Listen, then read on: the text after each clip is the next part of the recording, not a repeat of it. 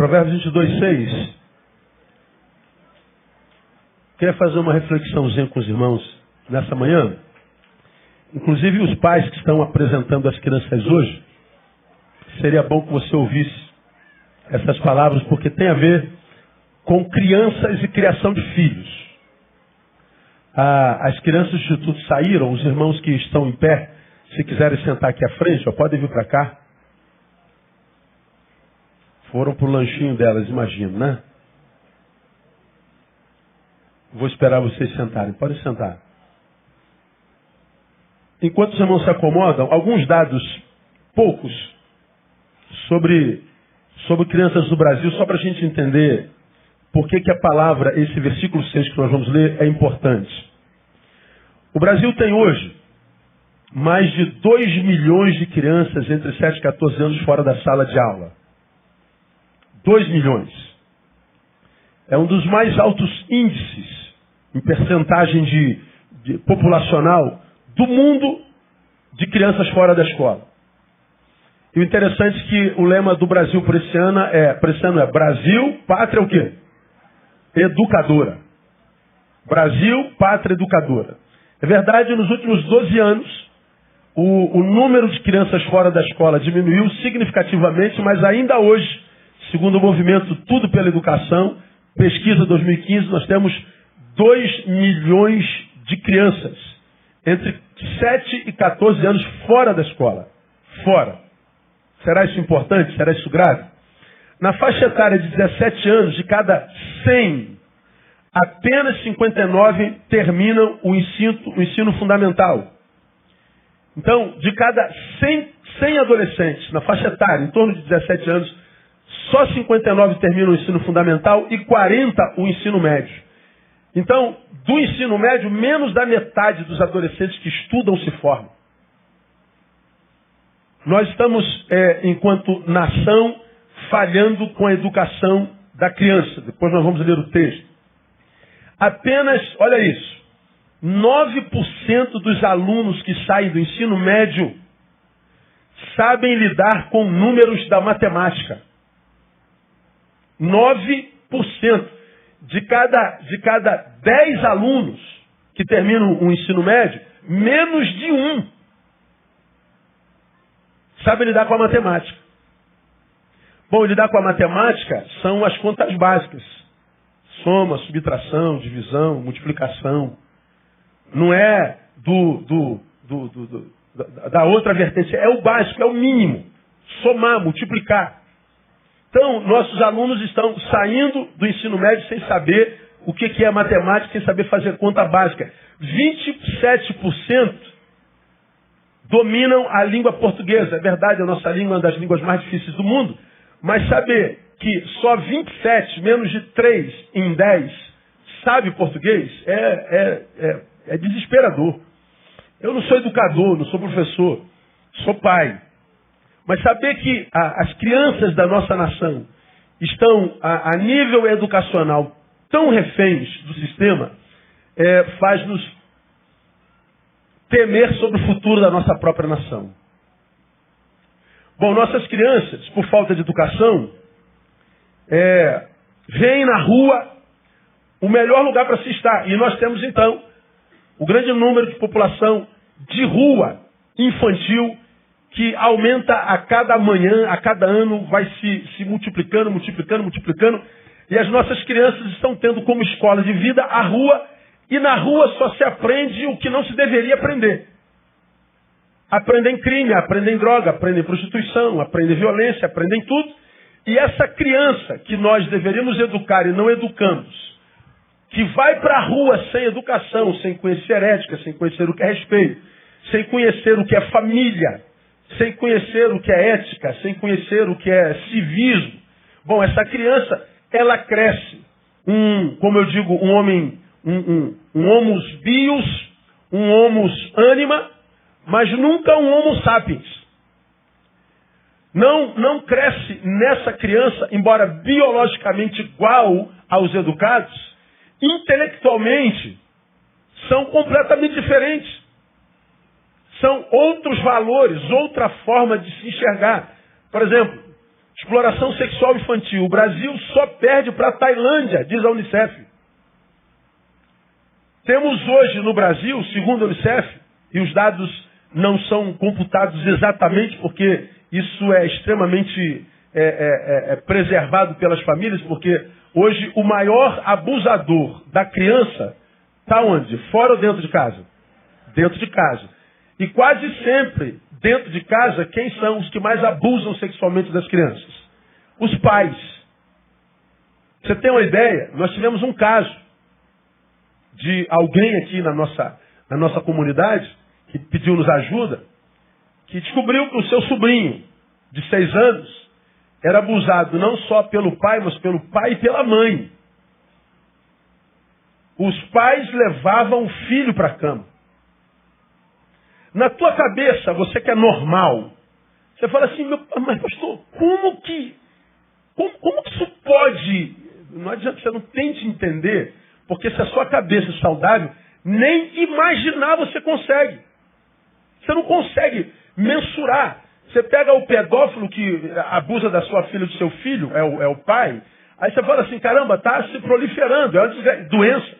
Agora, você imaginar o pai que convida a mãe aquece, e os dois vão abusar do próprio filho, tenta imaginar. Não dá, a nossa cabeça nem na imaginação, para quem é saudável, existe a possibilidade. Mas a criança é vítima em todas as instâncias. Trabalho escravo infantil. Nós estamos no topo do país que abusa do escravo, do trabalho infantil no mundo.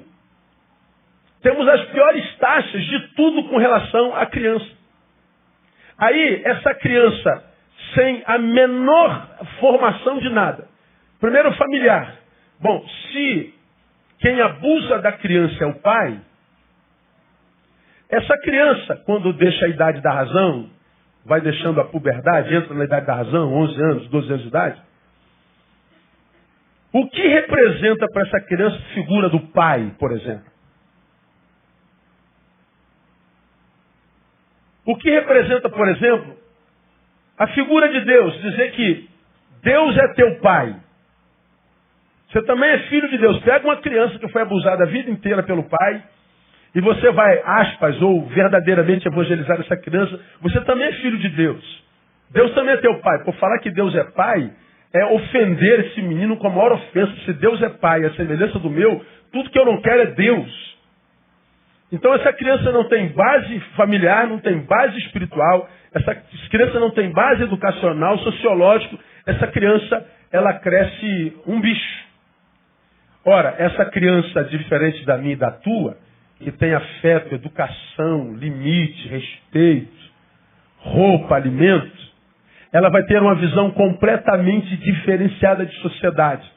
Nós que em sociedade somos supridos, olhamos para a sociedade e sonhamos com a sociedade melhor. Mas coloque-se no lugar de uma criança que foi abusada em todos os níveis sociais e que hoje está na rua. Imagina como é que essa criança olha para essa mesma sociedade. Olha com o seu pior algoz e o desejo dela é se vingar dela em todas as instâncias. Então ela quer matar você mesmo. Ela quer estuprar você mesmo. Ela quer quebrar tudo mesmo. Ela quer arrebentar com tudo mesmo. E o pior, ela está coberta de razão. Ela tem razão para sentir ódio. Ah, mas o senhor está dizendo que ela tem direito de quebrar tudo, pastor? Não, não tem. Só que a única maneira dessa criança que odeia a sociedade conseguir controlar o seu ódio, a razão para se vingar da sociedade, seria a educação. Tem educação? Não tem. Então não há como parar uma criança dessa. Aí a mesma sociedade que sonegou tudo que essa criança tinha direito, que a minha filha tem, a tua tem, é a mesma sociedade que diz, se tem 16 anos ela mata, então ela pode ser tratada como adulta, então vamos jogar na cadeia mesmo e vamos acabar com esses moleques, porque são moleques monstros. Eles são monstros porque nós não lhes demos afeto. Eles são monstros porque as famílias não tiveram base para gerar neles um ser humano. Eles são monstros porque nunca tiveram oportunidade, como por exemplo que essas crianças estão aqui, cujos pais, a despeito das dificuldades que têm, levam para o ICV e trazem para a igreja. Como disse Isamitiba, que morreu há bem pouco tempo atrás, se a gente levasse nossas crianças para igrejas, talvez não teríamos que buscá-los na cadeia. Então, essa mesma criança que a gente disse, isso não é criança, isso tem que ter pena de morte para esses moleques. Bom, por quê? Porque nós queremos livrarmos-nos do nosso problema. Quando nós queremos puni-los cada vez mais cedo, quando nós queremos que eles morram, nós estamos pensando mais uma vez em nós. Pensamos em nós sonegando o básico e pensamos em nós tentando extirpar aquilo no que eles se transformaram por causa da ausência do básico. É uma perversidade. Eles olham para nós, ou para a sociedade, diferente da forma como a gente olha para a sociedade. Bom, eu olho para a sociedade, muitas vezes com muita desesperança. Às vezes eu fico me perguntando, Neil, tu acredita mesmo que dias melhores virão? Você acredita que dá para melhorar o que está aí? Você acha que o Brasil tem jeito? Aí há uma banda minha que fala assim, claro que tem jeito, cara, mas há uma banda minha que fala assim, Neil, ó, se iluda não, brother. Vai viver tua vida, tira o que você pode, né? Vai curtir tua vida, porque eu não sei se tem jeito não. Então nós somos divididos, nós que temos todo o suprimento, olhamos para a sociedade e temos dificuldade de amar essa sociedade. Hoje nós temos dificuldade de amar o nosso Brasil, de termos orgulho de sermos brasileiros. Já foi tempo, nem no futebol a gente tem mais alegria, mano. Acabou. Pô, antigamente a seleção ia jogar, a gente, cara, pelo menos a alegria a gente tem de futebol agora. A seleção vai jogar quando agora essa semana? Quando? Terça-feira. Aí segunda a gente já planejava com amigos, vamos assistir na casa do João, da Maria, vamos fazer um churrasco. Quem planejou assistir aí terça-feira o jogo do Brasil? Pô. Aí, então, qual time, pastor? Qual time o senhor está falando? Nem isso a gente tem mais. As nossas alegrias sociais estão acabando. Bom, é uma perversidade o que as crianças vivem hoje. E o dia da criança hoje, no Brasil, deveria ser não só um dia para a gente dar presente para a criança, mas para a gente que um dia foi criança não é mais, refletir sobre o que nós fazemos com ela, sonegando ou abusando. Bom, aí nós vamos ao texto de Provérbios capítulo 22, versículo 6, onde o salmista diz assim, onde o sábio diz assim, instrui o menino no caminho em que deve andar, e até quando envelhecer, não se desviará dele. Vamos juntos, está aqui na tela, vamos juntos. Instrui o menino no caminho em que deve andar, e até quando envelhecer, não se desviará dele. Uma vez mais, vamos lá? Instrui o menino no caminho em que deve andar, e até quando envelhecer, não se desviará dele. Algum de vocês deve estar pensando, mas pastor, eu instruí a Bessa e meu menino se desviou. Talvez o conceito esteja no que seja desvio. Mas vamos às lições que a gente pode tirar desse texto aqui para a gente refletir nesse dia da criança. Instrui o menino no caminho que deve andar e até quando envelhecer não se desviará dele. Bom, a primeira coisa que Salomão está falando para nós aqui é o seguinte. O conhecimento do bom caminho não é inerente ao indivíduo. O bem, a capacidade de discernir o bom, inclusive caminho, não é inerente ao ser humano. A palavra está dizendo, você quer que seu filho caminhe no bom caminho? Quantos tem filhos aqui? Deixa eu ver. Quantos tem filhos? Quem quer que o filho, até envelhecer, caminhe num bom caminho? Diga glória a Deus. Diga assim profeticamente, o meu filho andará num bom caminho até o último dia da sua vida. Você acredita nisso, amém ou não? Pois bem, seu filho, embora você queira muito isso, ele não pode fazer isso sozinho, porque o discernir o bom caminho não é inerente a ele. Ele não tem esse conhecimento por DNA. O conhecimento do bom caminho não é inerente ao indivíduo. Esse texto está me dizendo que o menino só acha o bom caminho se houver uma condução, se houver uma instrução, se houver alguém que o encaminhe. Se não houver tal instrução, o que se acha é o caminho mau mesmo. E é impressionante como é fácil perder filho hoje. Impressionante. Ontem à tarde eu lia alguns e-mails. E aí um pai me pediu desesperadamente um conselho porque ele não sabia como lidar.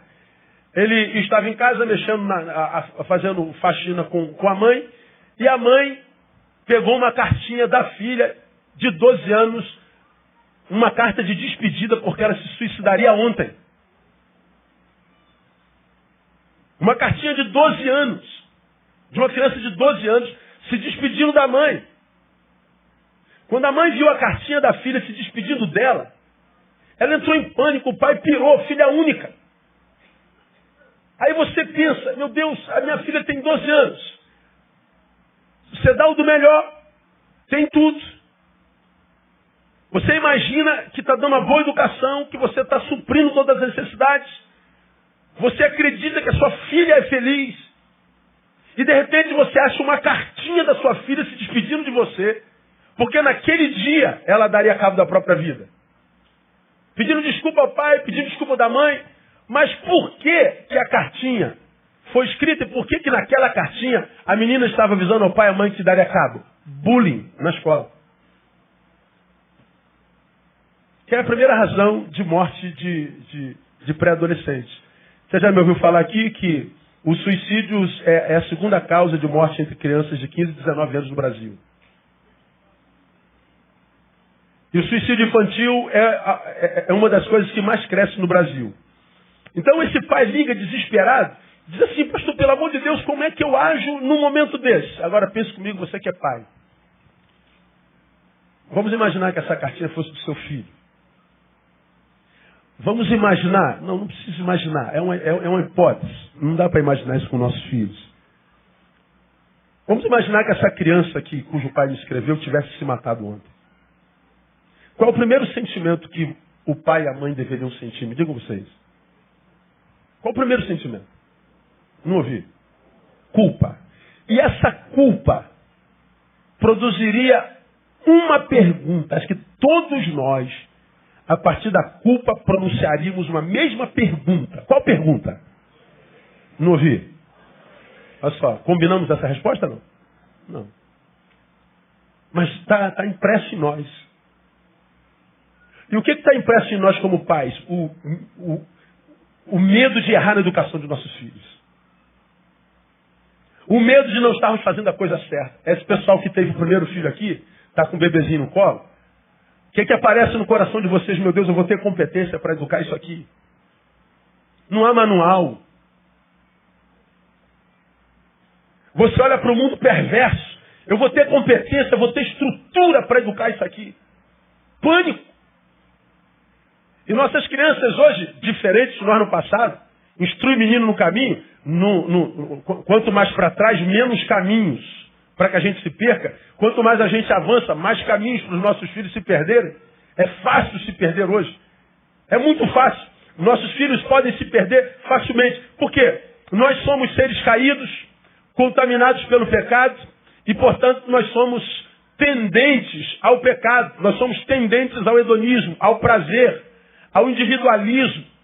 Nós somos tendentes à liberdade irracional, ou seja, sem limites. Nós somos tendentes à autossatisfação. Nós somos tendentes ao egoísmo. Nós somos tendentes a tudo que é ruim. Nós somos tendentes à ingratidão, a não reconhecer valor alheio. Nós somos extremamente capazes de nos retirarmos para nós, vivemos a nossa vida absolutamente sem considerar pai, mãe, quem quer que seja Deus. Nós somos capazes de um egoísmo extremo sem nos preocuparmos se isso vai gerar dor em qualquer um. Bom, como nós temos tantos caminhos para perdermos nossos filhos, a palavra vem dizer assim, olha filho, pai, se você quer ter um filho do qual se orgulhar, se você quer um filho que caminhe um bom caminho, nunca se esqueça que isso só é possível por instrução. Não existe outra forma de vermos nossos filhos no bom caminho se não for por instrução. Instrui o caminho. O que o texto está revelando é que, em essência, nós somos tendentes ao mal. E Jesus disse isso lá atrás, né? Mateus 7,11. Se vós, sendo maus, sabeis dar coisas boas aos vossos filhos. O que Jesus está dizendo? A essência é má. Nele, você pode superar a sua essência e fazer bem para o filho. O bem que eu faço é uma superação de mim mesmo. Mas ele está dizendo, você é mau. Na nossa maldade, a gente pode sonegar a instrução de nossos filhos. Bom, eu posso dar um exemplo bem práticozinho. Eu estou numa loja de moto. Tem um monte de produto em exibição. Peças de moto. Uma loja pequena. Aqui, ó. Daqui, esse canto aqui, ó. Só que um quadrado. E eu estou aguardando o produto que eu fui pegar. Entra um cara, dono de Harley Davidson. Com um garoto de 10, 12 anos. O cara da loja, que é meu amigo, foi lá embaixo pegar o produto. Aí, eu estou sentado esperando minha vez. Aí, eu ouço o pai falando assim para o menino. Pega lá, filho. O menino deu amarelado. Falou assim, mas pai, e se pegar a gente? Não, bota na tua mochila. Eu do lado. Ele sentado numa poltrona assim ali, eu aqui vendo uma revista. O menino levanta, vai no balcãozinho, pega a coisa, bota dentro da mochila. Vem o cara e pega, eu falo, o que eu faço da minha vida agora, mano? Cagueto, ganho um tiro lá fora? Ou me calo? Bom, eu não sabia o que fazer, o que você faria? Me diga aí. Cagueta? Eu não tenho nada a ver com isso não, pastor. Tô nem não, o problema é dele. Pois bem, eu também não sabia o que fazer. O cara desceu, eu sentei perto do pai e falei assim, olha pai, eu não vou te caguetar não. Mas eu quero que o senhor saiba que o senhor está plantando um bandido no seu filho. Você está roubando do seu filho o direito de acreditar que pai é confiável. Você está matando um ser decente dentro dele. E você está acabando com a sua imagem diante dele. Sabe o que era, gente? Uma lâmpada de pisca-pisca. 10 mil reais. 20 mil reais, não sei. Agora esse garoto cresce e olha para o pai e a pergunta que quando ele estiver na idade da razão, se faz a ele a vida é, você confia no seu pai? Seu pai é exemplo para você? Bom, ele vai dizer, é exemplo de mau caratismo. É exemplo do que não fazer. Ele pode deixar o pai malandro. Pô, meu pai é esperto. Pegou uma lâmpada sem pagar, se deu bem. Pô, meu pai é fera. Mas que tipo de instrução esse pai está dando para esse menino? Esse menino, quando se tornar homem, quando for o regente da própria vida, que valores terá? Bom, se nós já somos tendentes ao mau caminho, e nós ainda instruímos no mau caminho, nós estamos formando os monstros que se vingarão de nós amanhã. Você já me ouviu falar sobre isso aqui muitas vezes. A gente ouve o tempo inteiro, esses meninos são monstros. Tem que baixar a minha maioridade penal mesmo. Esses meninos são bichos. Tem que pagar mesmo. Bom, se são monstros, a pergunta que eu sempre faço é, onde é a fábrica de monstro? Aonde o monstro é criado? Aonde o monstro é formatado? Aonde o monstro é educado? A palavra está me dizendo, o conhecimento do bom caminho não é inerente. Eu preciso de instrução. Revela também que um dos meios mais eficazes para vencer o mal, portanto, é a educação. Instrui. Instrui, instrui, instrui. A Tati falou assim, gente, trabalhar com essas crianças é uma loucura. Quantas vezes desanimado eu tenho vontade de desistir, o cabelo fica em pé. Mas aí ela lembra do resultado na vida de um, na vida do outro. Ela viu que o esforço de educar, de abençoar, de instruir, está dando resultado. E ela diz, por causa de 1, 2, 3, 4, 5, vale a pena perseverar. Porque a instrução precisa ser perseverante. Senão a gente perde mesmo nossos filhos. Bom, há um casal que foi de nossa igreja há muitos anos, cujo filho lida com droga desde garoto. O garoto teve 1, 2 overdoses há bem pouco tempo atrás. E os pais são separados, já tem outras famílias. E o pai agora com uma outra família, a mãe foi buscar a ajuda do filho, porque já é um jovem. Porque teve uma outra overdose, o pai falou, já fiz tudo que eu podia fazer. Não há mais como eu ajudar esse menino, não. Esse menino é seu filho, pô. Não, já fiz tudo que eu podia. Então, pode deixar morrer. Pai, escuta. No nome de Jesus. Não desista de instruir seu filho. Não desista de perseverar nele. Ele depende de você. Não há como se salvar filhos senão por instrução, senão por educação. Foi Kant, Immanuel Kant, quem diz: o homem não é nada além daquilo que a educação faz dele. E eu concordo. E a educação começa onde? Em casa. Ou eu instruo a minha criança no caminho, ou o que eu vou ter como colheita da minha criança é o descaminho dela. E no descaminho dela, quem colhe o fruto sou eu. Então, crianças são responsabilidades primárias na vida de quem a tem. Então, no dia da criança, vamos dar presente para as crianças? Vamos. Mas vamos entender que a nossa participação na educação delas é fundamental. Elas são vítimas em todas as instâncias da sociedade, desde a família à escola, no afeto, em todas as instâncias. E elas só podem se salvar através da educação, através do conhecimento, porque o conhecimento do bom caminho não é inerente ao indivíduo. Mas há um segundo saber, são 3 para a gente terminar na hora. A salvação do homem depende do investimento no menino. O texto está dizendo, instrui o menino, e quando for velho, está salvo. A maturidade, o homem será a proporção do investimento que se fez no menino. Porque se não se investe no menino, o que se colhe é um homem doente.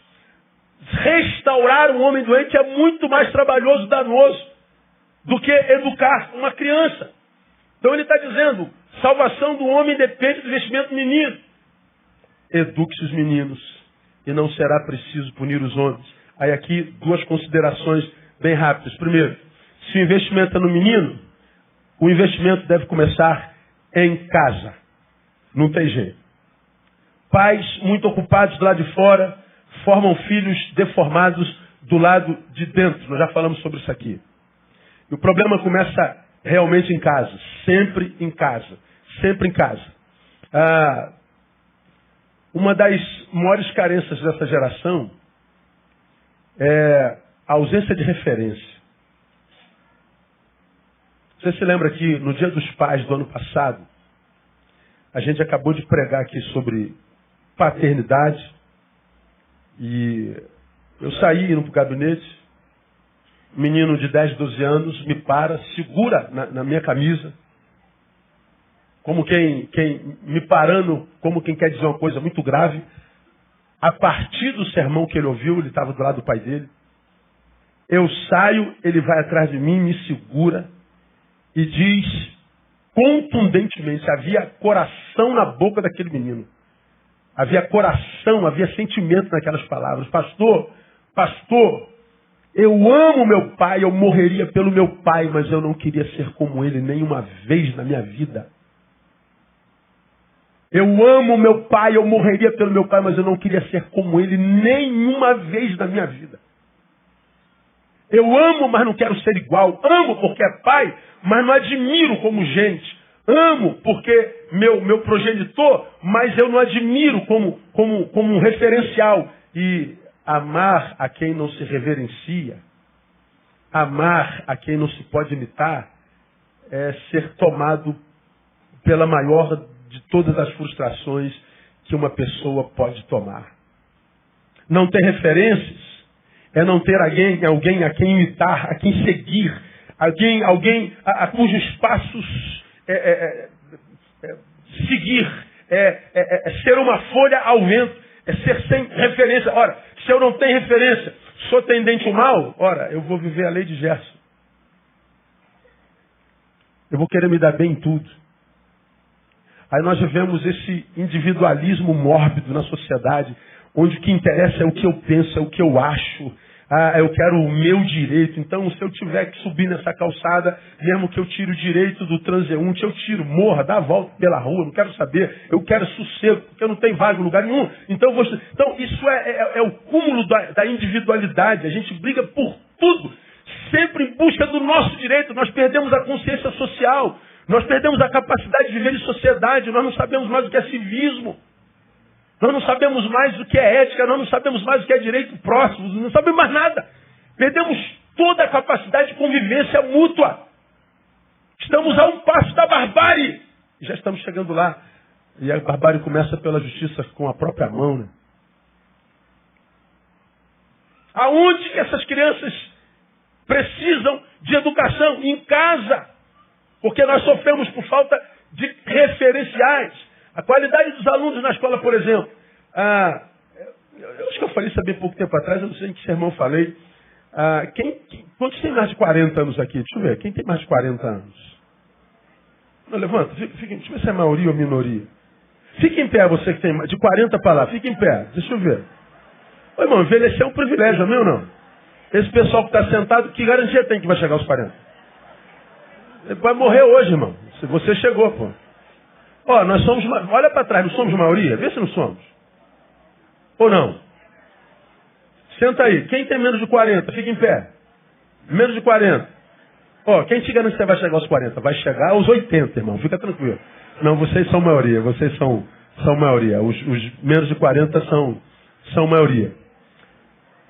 Quem tem 40 para cima, acho que até um pouco disso, nós ouvíamos o tempo inteiro, quando se perguntava às crianças, o que você vai ser quando crescer? Era muito comum ouvir falar, eu quero ser professor.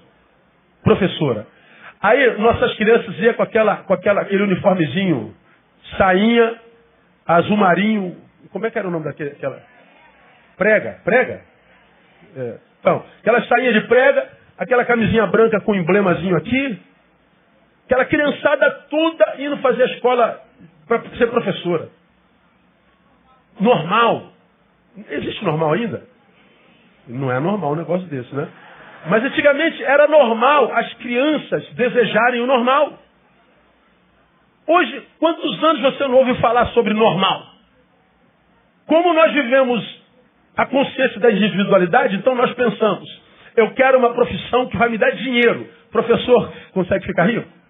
Então esquece esse negócio. Professor tem honra da sociedade? Não, então não quero saber desse negócio. Professor tem o carinho dos alunos hoje? Também não, então estou fora. O professor ainda ganha presente dos alunos como ganhava antigamente? Não, o professor ganha soco dos alunos? Ganha. Painel, chegou uma imagem aí? Chegou a imagem que eu mandei? Bota aí. Vê se cabe. Ó, 1969. A professora falava assim, aqui estão suas notas. Muito baixo. 2, 3, 1, 0. Aí chamava os pais. Ó, os pais olhavam para o menino e davam um carão no menino. Se o menino fizesse bagunça, desrespeitasse a professora, os pais davam um carão no menino. Agora hoje, ela dá a nota para o menino, os pais também vêm para a escola. Mas briga com quem? Com o professor. Olha a cara do menino do lado dos pais. Está formando um delinquente, tá ou não está? Tá. Tirou a autoridade da professora. Esse menino um dia vai desejar ser professor. Esse menino vai valorizar a educação. Esse menino vai conhecer respeito. Nada. Os pais da figura de 2009, que não é diferente de 2016, 2015, são pais que estão achando que estão dando uma demonstração de amor, protegendo o filho. De quem? Da megera da professora. Quando se os pais amassem mesmo, iam dizer para o filho que qualquer profissional pode ser megera, professor jamais. Pode acender. A instrução hoje não tem valor. Sabe por que a instrução não tem valor? Porque nossos filhos não têm mais sonho. Se você tem uma filha bonita, ela não sonha estudar mais, ela sonha ser paniquete. Ela não malha o cérebro, ela malha o glúteo. Ela quer ter colchão. Como é que é o nome da coxa? Quadríceps. Então ela passa o dia inteiro na academia, malhando coxa, malhando glúteo. Por que você está malhando glúteo? Eu quero ser famosa, eu quero ganhar dinheiro. Está malhando as suas curvas. E como eu costumo dizer, não há nada no corpo que tenha mais curva do que o cérebro. Então a gente não valoriza professor, educação, ensino, instrução, porque a gente quer ganhar fácil. A gente foi absorvido pela cultura do menor esforço. Nós fomos tomados pela mediocridade mesmo. Há pouca esperança para nós. A família acabada não dá instrução. Transmite para o professor a obrigação de dar limite para o filho. Quem um filho obedecerá se não obedece pai e mãe?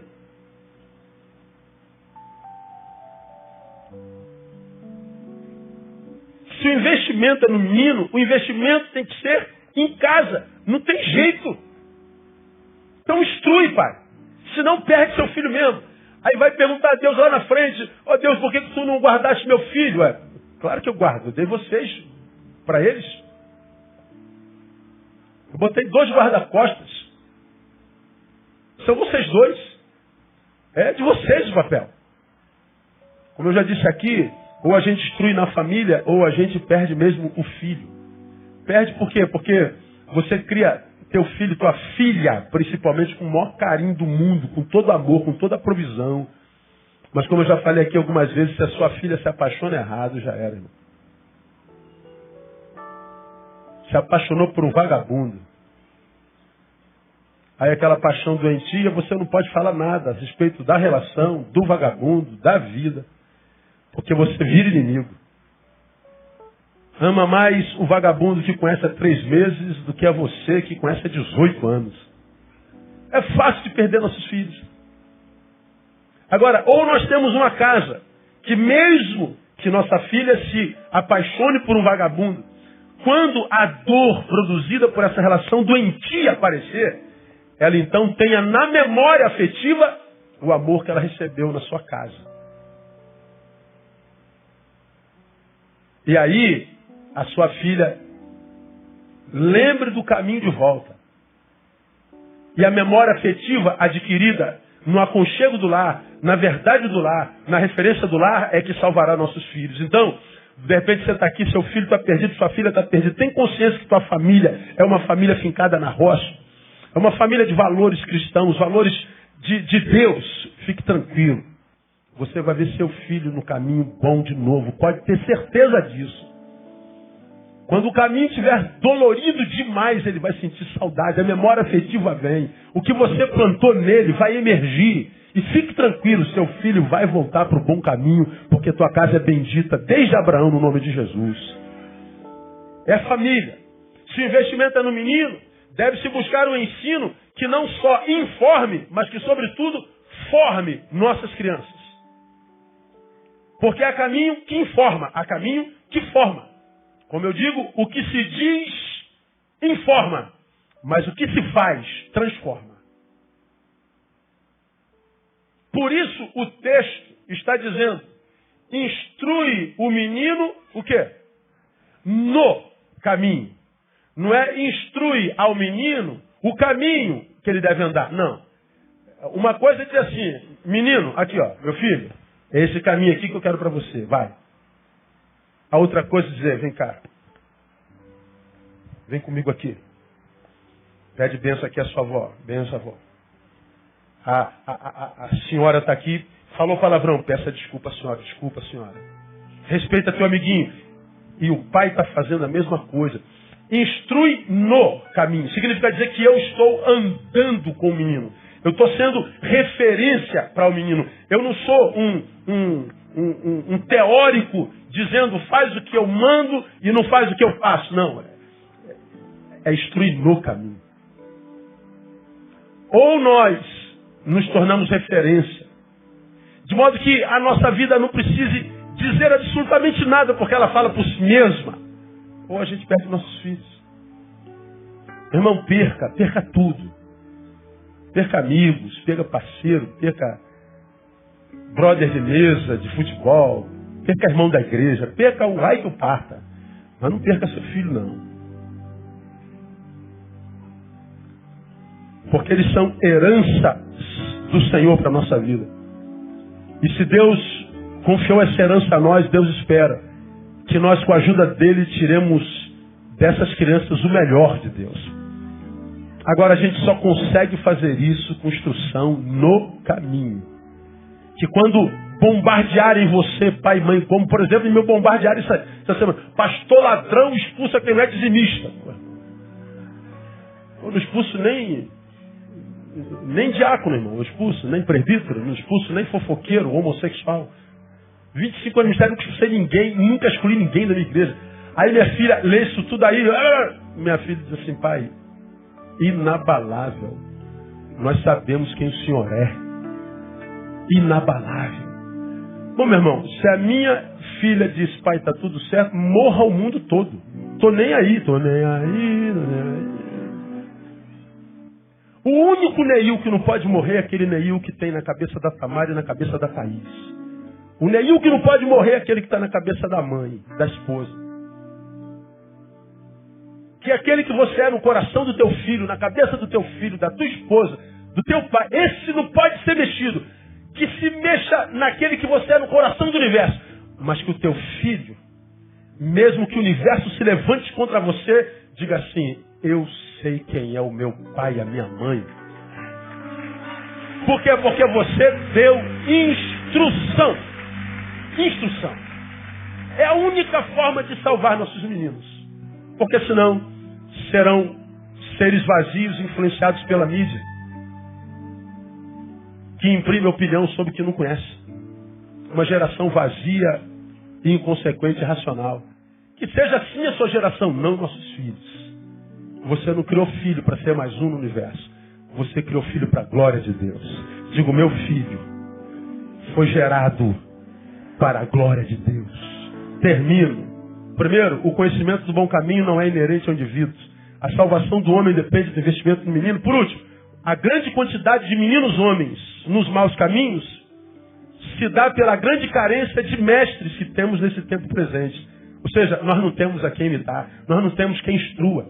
O mestre é o mediador entre o saber e o menino. O saber está aqui, ó. O menino está aqui.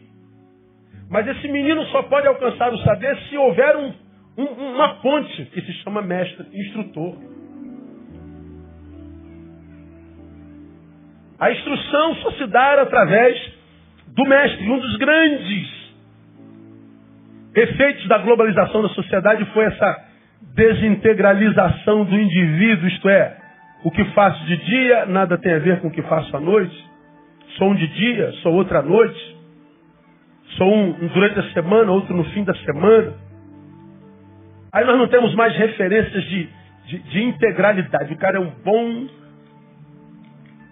profissional nisso aqui, mas ele é um péssimo caráter nisso aqui. Eu falei, pô, cara, esse cara aqui é o melhor motorista do mundo, mas é o mais desonesto e safado do planeta. Esse cara é o melhor médico do mundo. Que médico maravilhoso, o melhor cirurgião do mundo. Mas ele é o pior pai, ele é o pior sujeito, mau caráter do planeta. Aí o que precisa do ensino diz assim, cara, eu olho para o que ele me ensina, olho para o que ele é. Fica um antagonismo reflexivo. Nós não temos mais referência de integralidade. Gente que ensine porque ama ensinar, gente que ensina porque pratica o ensino, gente que ensina porque tem vocação para isso. A gente fica sem referência de integridade.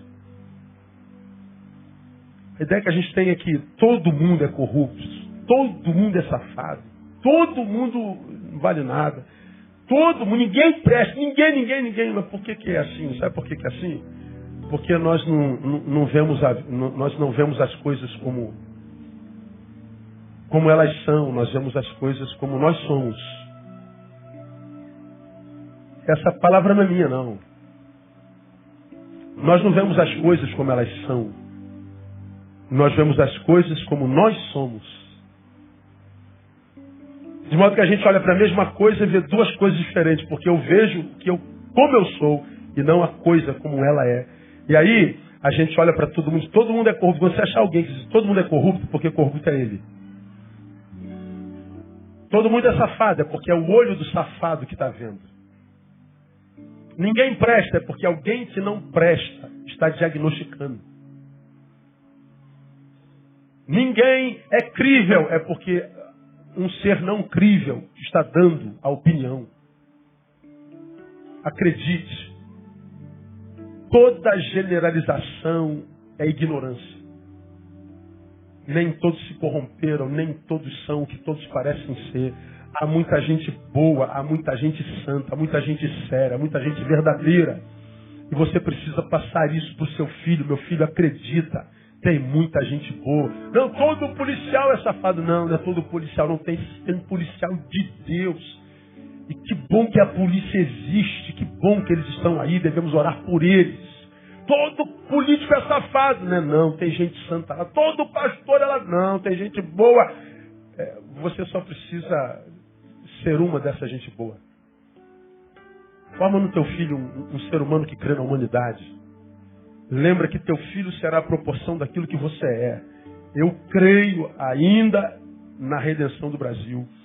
Eu creio num futuro melhor. Eu creio que os meus netos podem ver um Brasil no qual vale a pena viver, mas o futuro depende do investimento no menino. E que esse investimento comece na minha, na sua casa. E que os nossos filhos sejam agentes de transformação para a glória de Deus nesse Brasil tão necessitado de referenciais. Amém, amados? Que Deus nos abençoe e que nos dê graça de termos filhos assim. Vamos aplaudir. Ficar em pé? Aleluia. Deus abençoe as crianças da nossa igreja. Deus abençoe as crianças da nossa comunidade, das que são atendidas pelo ICV ou não, e que eles sejam bênçãos por onde passarem. Vamos orar. Vamos embora para casa. Pai, te louvamos por essa manhã, na qual nós te agradecemos pelas crianças que temos em casa, e por aquelas crianças que estão na casa de quem a gente convive. Te louvamos pelas crianças que chamamos de filhos, sobrinhos, netos. Te louvamos pelas crianças da nossa igreja, pelas crianças da nossa comunidade, da Vila João Lopes. Guarde-as do mal, Deus. Que no meio dessas crianças que estão aqui não saia nenhum traficante, não saia nenhum agente de morte, nenhum agente do inferno, mas que dessas crianças brotem homens de bem, bons maridos, bons filhos, bons cidadãos, bons profissionais, homens honestos, mulheres decentes. Que essas sementes que estamos plantando hoje possam frutificar e gerar árvores frondosas amanhã. Árvores que irão alimentar outras crianças que virão depois delas. Abençoamos os pais. Faz de nós bons instrutores, para que nossos meninos até envelhecer permaneçam no bom caminho. Muito obrigado pelos nossos instrutores, pelos nossos pais, irmãos, professores que nos fizeram o que somos. Te louvamos por cada um deles. Alguns ainda são vivos na nossa memória e celebramos ao Senhor por eles. Muito obrigado por essa manhã. Te pedimos que esteja conosco logo mais às 18 horas, quando celebraremos a nossa salvação em comunhão, mas também, ó Deus, consagraremos ao Santo Ministério da Palavra mais um servo teu. E que seja a expressão da tua vontade para a vida do teu filho. Recebe a honra, a glória e o louvor, e a nossa gratidão por Jesus de Nazaré, nosso Senhor que reina para sempre. Amém e aleluia. Vou em paz, Deus abençoe você. Até logo mais às 18 horas. Se não se acende, dá um abraço no teu irmão.